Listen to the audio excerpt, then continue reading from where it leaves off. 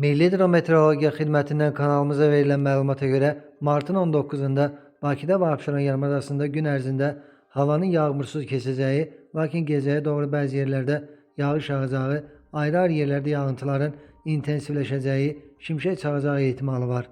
Güclü şimal-qərb küləyi əsəcək. Temperatur gecə 14-17, gündüz 17-19 dərəcə isti, atmosfer təzyiqi 761 mm civə sütunu, nisbi rütubət isə 65-75% olacaq.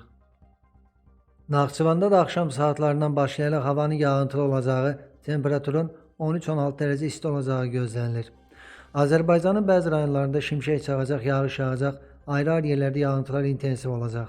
Dağətəyi və dağlıq rayonlara dolu düşəcəyi, bəzi yerlərdə qar yağacağı, gecə və səhər duman olacağı, qərb küləyinin arabir güclənəcəyi gözlənilir. Temperatur gecə 10-15, gündüz 18-23 dərəcə isti, dağlarda gecə 0-3, gündüz 3-6 dərəcə isti olacaq. İstənilən hava şəraitində hər birinizə xoş əhval-ruhiyyə arzu edirik.